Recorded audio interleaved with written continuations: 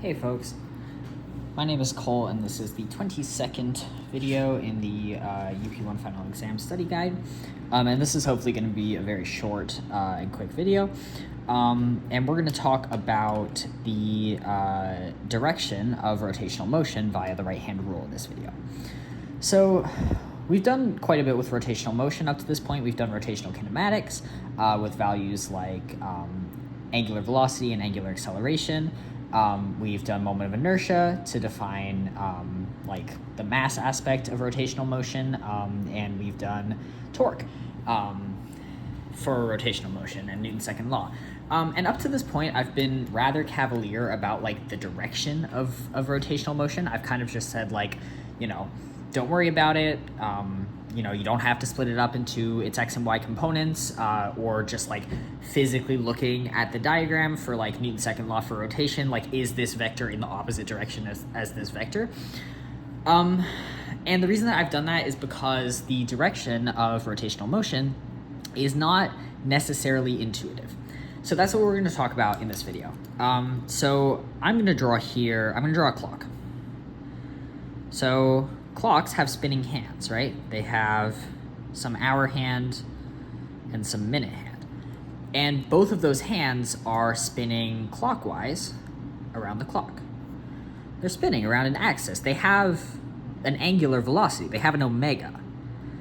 And I can describe the direction of their motion as clockwise, but the direction of the vector omega, this is a vector quantity, is not clockwise, right? Because clockwise is not a vector.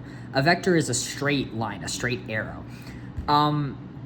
So we can't say that the vector omega is in the clockwise direction. We need like a direction like I hat, j hat, k hat to describe omega. And so rather counterintuitively, the direction of any angular motion is going to be perpendicular to the circle created by that angular motion.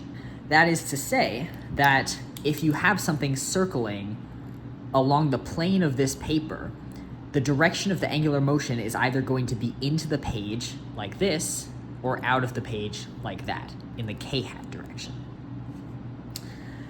So first of all, let's go over some notation. Into the page is denoted by this symbol. It's a big X.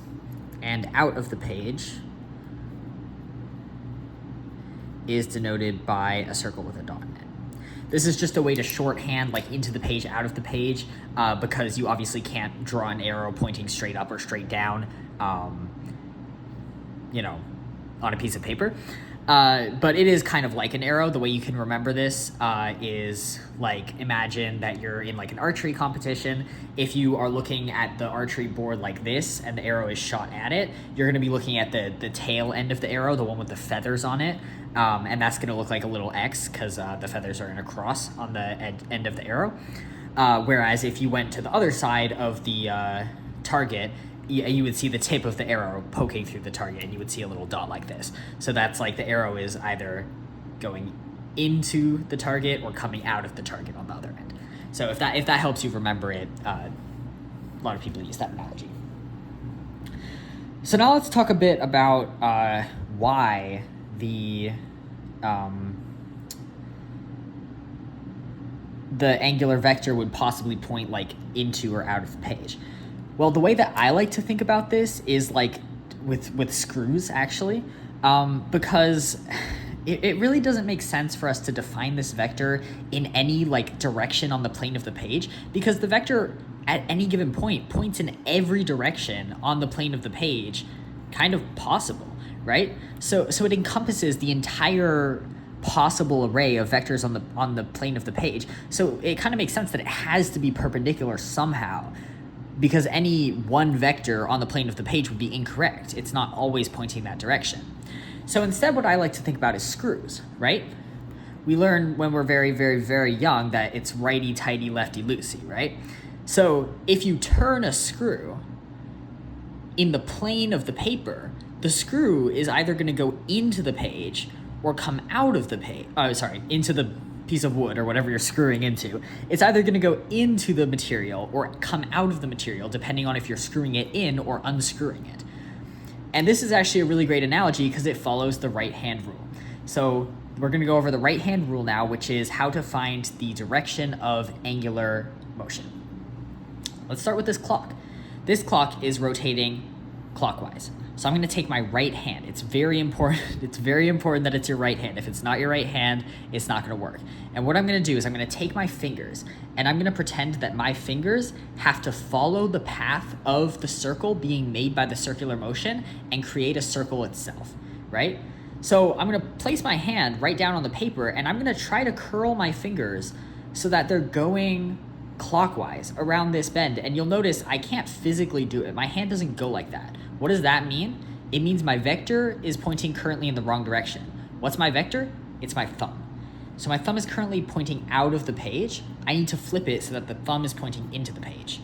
Now, if I zoom out a little bit, can I do that while I'm filming? Ooh, I can. Wow.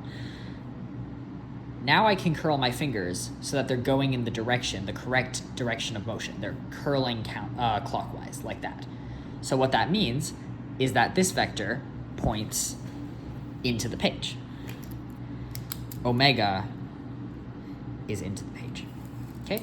So the right-hand rule is you take your fingers and you curl them in the direction of the circular motion to make the circle with your fingers, and your thumb points in the direction of the vector of the motion. There's another use of the right-hand rule. We can actually use the right-hand rule for cross product. What is the direction of a cross product? Well, I told you that cross product is always perpendicular to its components. It's two things that you're crossing together. Okay, so what that means is if I have something like A cross B, I can use the right-hand rule to find the direction of this cross product. We know, because cross product is always perpendicular, that it has to either be into or out of the page, but which one is it? Well, I'm gonna start with the first vector, and I'm gonna cross it into the second vector. That's why I've been using this terminology, crossing into. It's to help me remember that I have to start at the first vector and cross into the second vector. So if I wanna do A cross B, I'm gonna start my fingers at A, and I'm gonna curl them into B, like that. So A cross B is into the page. But if I wanted to do B cross A, okay, I can't put my finger into the page and curl B into the A because my fingers would be bending backwards. Instead, I have to put my thumb upwards to curl, to cross B into A like that. So B cross A is out of the page. Okay, and that's really it for cross product. You take your fingers and you curl them, and your thumb points in the direction of the vector. Just the only thing you really have to remember for this one is you have to use your right hand, and it's good to get good at this now because you're going to be using right hand rule a lot in university physics too. So we can be excited for that.